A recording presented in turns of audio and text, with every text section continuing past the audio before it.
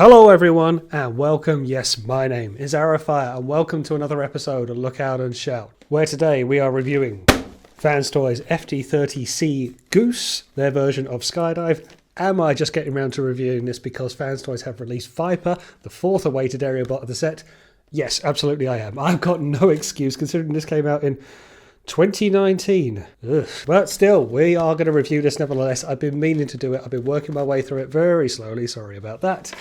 And today we are going to have a look at Skydive himself. Very nice box art that we have in the typical kind of Top Gun kind of text that they've got going on and the theme of the naming throughout the set. On the back is the product shots. Now, I said this before, whilst this is listed as FT-30C and therefore the third one, and certainly the third I'm doing in this kind of review structure, there's only product shots of Silverbolt and Skydive on the back. I have it in my head he was the second release. It's been so long ago now that I can't remember which order they came out in. But yes, we are going to get this review out of the way, talk about this figure, and there will be one for Viper coming very soon. The inlay of the box itself is nice enough, typical plastic shelling with some accessories which we'll go into with the figure itself. I mean, I feel like I've got to take a little bit of medicine here because I've been bashing Fanstoys for not getting this set completed and taking my sweet time to review it. It's been in my collection for long enough, maybe not 2019 release, but hey, let's get into the figure itself, shall we? And there he is in his robot mode. Now, I'll quickly talk around the back kibble because this came up when I reviewed Air Raid beforehand. That's how the instructions say to hold it and fold it all together. It's a little bit unsightly. And I actually remember a long time ago now reviewing the Zeta combiners, the Zeta Superion, and doing a side-by-side comparison of their Skydive. The back of that Skydive cleaned up better than this. This is what the instructions tell you to do, but it is a bit of a folded up mess. You can get the wings to point out, but it's not how they want you to do it. It's not how the instructions says. And I actually think when you look at the bot square on, this looks better. At least you can see more of the bot this way. Air Raid, Iceman has a tendency to have things hanging off him from the back. This looks a bit cleaner when you look at it dead on. And what I have noticed, just getting him on the turntable, it's rotating much slower. This is a very die-cast featured figure, and it's actually very hard for the turntable to turn. Didn't think that would be a problem, but here we are. So it's so nice. It's such a G1 looking Skydive, and I do feel these colours are very dull colours. I think the colour palette for Skydive is very plain, pun intended, is very dull, very boring. Nothing here really pops. The red on his chest is very much a cherry red. The silver, black, these aren't colours that reflect. You've got the highlights, the blue and the yellow, which add to it. But generally speaking, there is very much a dullness around the figure's colour choices. So Fanstoys had difficulty in making this pop, and I think they've done a very good job, particularly when we take a look at that faceplate up at closer inspection. It looks very nice, very hefty. It's very similar to Air Raid. It's very similar to Iceman. It's a leg bot, so it's going to have a lot of similar characteristics. But it looks very good for a character who is arguably forgettable. But anyway, they've done a very good job, certainly on first impressions. Let's get in for a closer look. Now, I'll just show you this faceplate because it's an alternative one that he comes with. It's a shouty one, and I really like that. It's got a lot of character to it. He does come with a more placid faceplate. Here's one few accessories, and again it's very nice, but it is just very ordinary. Doesn't add an awful lot more. I quite like this one. The blue eyes pierce through. That gold is very pearlescent for his face, and again, this is how I say that the colours, it was a losing hand to start really, because he's more charcoal and grey. It might look smart, but it certainly doesn't reflect. But Fanstoys have done a very good job with dull colours. The grey throughout the back of the body is much more of a silver. It's very reflective. There's a lot of life for a character that has got dull colours, and things like the gold and the blue on the faceplate and on the fins and the tails really makes a difference, really adds up. I like the detailing through the chest. If we can bring him in a bit closer, you'll see it's all the way down on the hip skirts as well. I do think the feet, and it's the same problem with Iceman, They're very stumpy. They hold the weight well enough, and there is ankle rotation, which I'll get to that in a minute, but they do look very small. They fold away as part of the jet. They just could have collapsed out a bit more. That's one thing I think could have been done slightly better, and I do think the tops of the legs here, it just looks very ordinary. Again, that grey colour isn't helping. I think Fanstoys did the best they could with what they could, and it does look quite good. It does look very G1, hyper-tune accurate, but not to a fault. I don't think the back's very attractive, but then again, if you're going to hang off the plane off the back of an aerial bot somewhere, you've got to fold it up somehow. To change the face sculpt is easy enough. It's only on a peg on the back of it. I would recommend that you get some kind of part separator to lift up from the chin. And that's what he looks like with his other one on. Again, it's a bit ordinary. It's a bit boring, but it's fine. He's a bit moody. Again, I like the blue eyes, but I prefer the shouty expression face. I think that's just got that little bit more character. But that's how he looks with it on. In terms of his weapons, his guns, his accessories, he comes with 2 of them, and they peg into the palm of the hand with the thumb rotated out of the way. And that's what he looks like holding the 2 of them. I quite like the dual gun feature. It gives a bit more of a menacing look, ready to start blasting. I started blasting. Bang, bang. They tab in pretty well, no droopage here. I guess the only thing I'd say is that with these, they'll go on the underside of the wings in alt mode.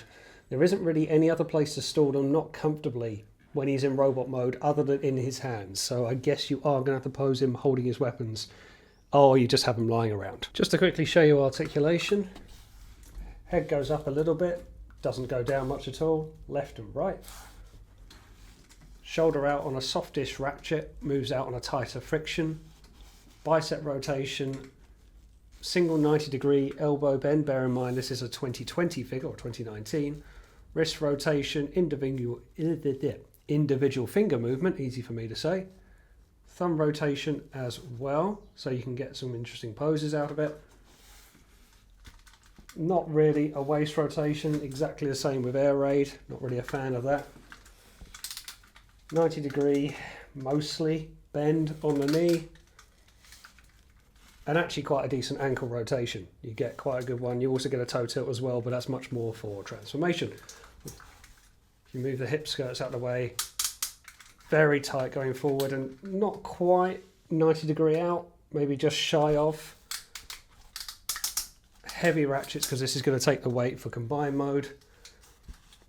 And sideways out on a friction, but again with the hip skirts and everything else, it just kind of gets in each other's way. And this is the problem with these figures, which I understand. They're very much kibble incentuated. They're holding a lot of the alt mode on them, so there isn't an awful lot you can do. It's got to go somewhere, but articulation is fine. Bear in mind this is now a coming up 5-year-old figure. Okay, now on to some comparisons. Here he is alongside his brother-in-arms. Here's his Fanstoys version of Iceman.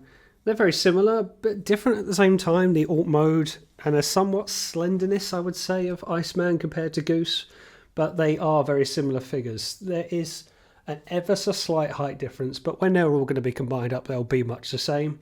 It's just differences of alt mode rather than differences of build. You see somewhat similarities going on. The legs, the transformation, the parts are all much the same. They transform very similar as well, but there is differences, and you can see what I mean by the colour palette, that Skydive or Goose just come with that duller colour scheme that Iceman does not suffer from, being a predominantly white figure. So Fanstoys have done very well to make that as vibrant as they have done. Alongside his great leader, here he is alongside Fanstoys Maverick, their version of a G1 Silverbolt. I love the fact that this Silverbolt does not dwarf them completely. He's bigger, but not by much, and that was always a tell of this set.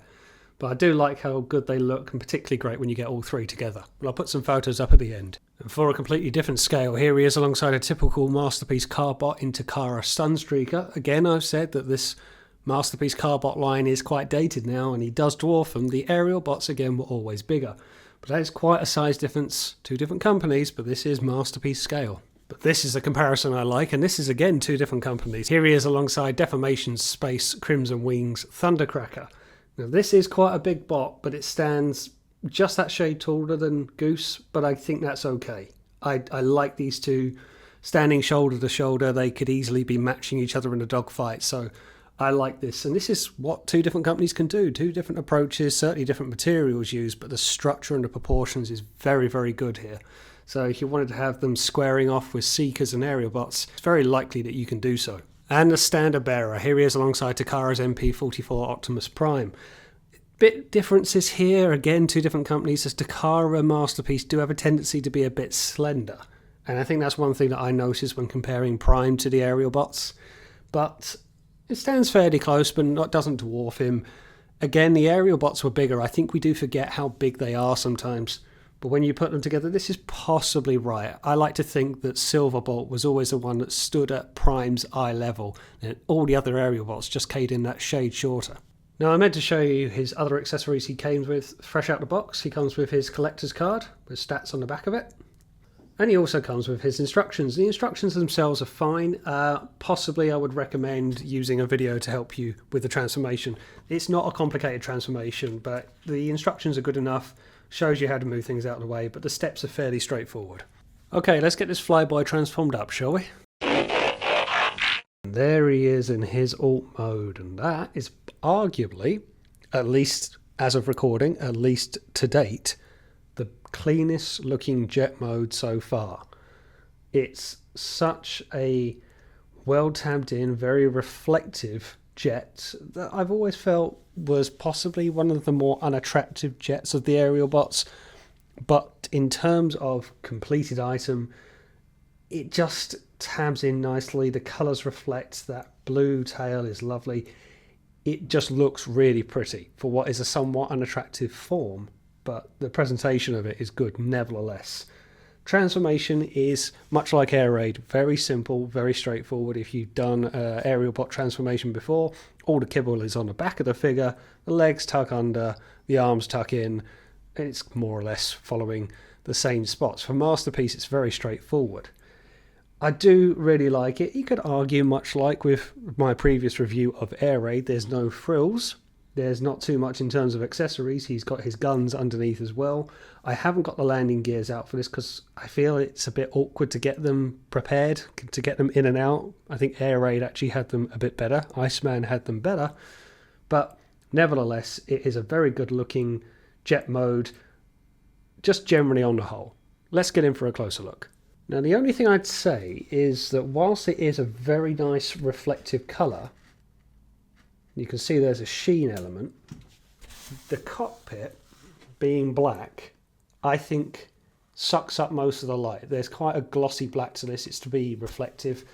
But you consider there's a lot of black on this figure with the wings, the nose cone, and the cockpit as well. And I wonder if that was translucent or if that was a bit like Make Toys Howling Meteor, where it was a solid yellow, very G1 cartoon, or even if that was a blue to be reflective of the sky.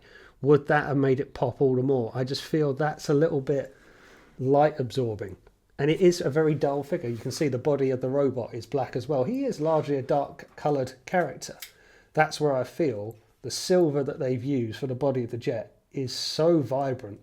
That blue on the tip of the tail, that tail fin, is again very, very nice. The underside clears up fairly well. He's fortunately got the advantage of this canopy section at the bottom of the cockpit that the head can kind of sit in, which Air Raid doesn't have that. He turns his head around. You could argue it's somewhat basic, does what it needs to do, and there's not too much you can do with a jet, but I do really like it. The size of it is very deceptive. The guns tab in very well. The lightning paint on the wings, whilst it's very Top Gun in its presentation, looks very, very cool. The only issue I've got on mine is a very minor one. This one, these two panels here just won't entirely tab in. Very, very minor gappage. But that's all I can say about it. It's a very, very nice jet mode for what is a very darkly toned character. Okay, on to some comparisons. Now, you would have seen this when I reviewed the Air Raid figure before, but here he is alongside Fanstoys Iceman. These are two different style of jets. You have got Iceman, which is meant to be an F-15 fighter jet, whereas Skydive, or Goose, is an F-16 Falcon fighter jet. Thank you, Google, for your help with that one. The styles are quite different. There is a much more of a sleeker, more aerial attack route with Air Raid, which is again very befitting of the character, whereas Skydive is much more tactical and reconnaissance, as his bio suggests, and that kind of comes across in the design of the vehicles. Whilst they're both very sizable, air raid is just that bit bigger, but it's things like different wing placements. The wings sit much further back on air raid, and you can actually see he can slide underneath the wings there. There's not a lot in it. They look really good. I think when the set is completely done and you've got them all flying in squadron formation, it's going to look so good together. And this is a cameraman's worst nightmare. Here he is alongside Fanstoys Maverick, their version of a G1 Silverbolt in Concorde mode. This is a massive, massive jet. So naturally there is quite a lot of difference. But again, you can see that kind of similarity in when they're going to be flying along. You can see a similar build, similar ethos to it, but they all look really good when you get them together. I don't think I can get all three of them in the light box. Well, would you look at that? I can. I've got to come out quite a way to do it, but that's how they look together. These are very big jets. I'd love to see this skeletal frame that we're going to get with a combined form that's going to hold 5 very heavy, very big jets and still have some clearance between them. It's going to be quite a spread. This is my entire light box. This is a very large light box. This can hold Masterpiece figures, Masterpiece Combiner figures, Titan figures. So if you imagine 2 extra jets either side, yeah, that's quite a lot of floor space. That's quite a lot of footprint in your collection to house 5 jets, should you want to display them this way. Not much else to show really. Here he is alongside a typical Masterpiece Carbot with Takara's Red Alert. Much different size and scale, completely different range, different companies, but that's how they look on that typical scale. And same with the Chug scale. Here he is alongside Studio Series Rise of the Beast Battle Trap, just to give an idea of scale. Again, complete different range, but it gives you an idea of how big this boy is. So what is my final view on Untitled Goose Game? Well, it has a surprising amount of attractiveness for a figure that's always been a bit bland and boring. And oh look, his cockpit opens. I forgot to mention that in the video, didn't I? It's... okay. I feel, and I think a lot of people will agree, that Skydive was probably one of the more boring characters of the aerial bots. He was a tactician, he was a leg bot. You never really looked at him too much. There were other more attractive members of the aerial bots, and certainly much more with speaking lines of the G1 cartoon. You very much overlooked him. Unless he meant something to you particularly, it's very easy to overlook this figure. I also never felt his colour palette was particularly vibrant, and I think that is something that this figure could have fallen foul of. It's grey, it's black. Even the red is quite that metallic red, which can look very cherry red, very dull. These are negative points as much as the character's design overall. I think Fanstoys had a bit of an uphill battle with him, but I think they've done it very, very well. Talking about the jet mode first, things like this pearlescent reflective blue on the tail is so, so nice. That yellow on the wings really makes it pop. And what is very light absorbing colours, dull colours, there is vibrancy. They've done a wonderful job with this grey, which isn't really grey, it's more of a silver, more of a, not copper type, but it's got that metallic, almost materialistic colouring to it, and it's not just a solid dull colour. It's got a bit of life to it for what is very unreflective colours typically, much like they did with Iceman, who is of course largely a black figure, and yet it's surprisingly reflective. It might not come across. But same with Goose. There is a reflectiveness here for what is not the most vibrant colour scheme you've seen, say the accents on the wings or the tail. I think jet mode is about as good as it can be. There isn't an awful lot you can do. You can put the guns on and you can maybe put it on a flight stand, which will come out with a Fanstoys own flight stand, but you might want to get some other ones that you can pose in your collection. I've seen people do that. There is a good way of posing them because they are very good looking jets, but you can't do an awful lot with them as alt modes. You could open a cockpit, like I say, you can get landing gears on the go, but that's more or less it. I think the robot mode is surprisingly good. I think the face sculpt won me over when I saw its images, and I was probably always going to get this set. I'm a fan of the aerial bots, but I think that gold used on the faceplate is absolutely stunning. It's so vibrant, reflective, and Fanstoys have always done nice face sculpts. They bring that toon accuracy to life, but the colour palette works so well. And again, for what is very dull colouring for the body of a bot mode. You think you've got the grey for the legs, that charcoal, and then the red. There's not a lot of brightness here, yet it stands out. I think the limitations is with the figure itself. It can only do so much, but what they've done is they've made lemonade out of it, Fanstoys. They really have done well. You could argue, I think with all of this set, they're lacking on a bit of accessories. It seems that the aerial bots are only coming with guns that can split into 2 guns and they can have an interchangeable face. But other than that, that's it. Maybe there isn't too many more accessories you could put with them, but it does feel somewhat limited. But when you get the 3 of them together, if it's in bot mode or if it's in vehicle mode, in jet mode, they look fantastic. And up to this point, you can see a lot of people sticking with this. This is why people are saying they don't care if this set finishes to combine or not. And we since know it does, but they look so good individually. They look so good in robot mode against each other. They look so good in jet mode against each other. And this, for me, is just hitting the right notes. It's the right scale. It's the right scale for car bots. They were always a bit bigger, the aerial bots. The deftness is right. The heft is right. The color scheme is very, very good.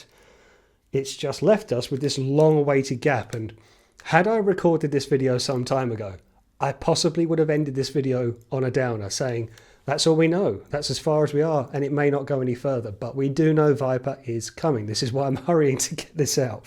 So I was going to do this video anyway, by the way. I have put out a short saying I would, and in the last few weeks, Fanstoys have ramped up to get this out, and allegedly in July we will have a completed Superion, Etherion. We'll see how it comes, and we'll see what that frame looks like. I am still not sure if I want to combine them. I will combine them, but I'm not so sure if I want to leave them combined. I think they look so good individually. I think Fanstoys have done a really good job creating individual robots. I think combined form may let them down because it's uncharted territory, but we'll find out where we get there. Based on this, I give this 4 Rodimus Star badges. It's only because I feel it looks really, really good in both modes. The transformation is fair. The price is fine. It's just maybe a little bit, he's a plane, he's jet, and he's never been the most attractive in as much as there's been nothing overly exciting about him. I was always a fan of Air Raid, and I felt his jet looked much more aggressive. It was much more military fighter, where this just didn't have that same vibe, as nice as it looks. Put them together, they're fantastic. But I think of it this way: if you had all the aerial bots lined up, would you go for Skydive first? Would you go for Goose first? It looks very, very good. It does what it needs to. I do think Fanstoys deserve a little bit of credit for this one, because it is a little bit uninspiring, and they've done a very good job with its limitations, in as much as there isn't too much to do here, but they've painted it really well. The articulation is fine enough. Bear in mind, this is a 2019 figure. They've done a good job, and it is in my collection very nicely, and it's in a lot of people's collection because it looks so good. And there we go, that is my review, very late review of Fanstoys FT-30C Goose, their version of a G1 Skydive. I'll stick some photos up at the end. Thanks for watching, and as always, I will see you on the next one.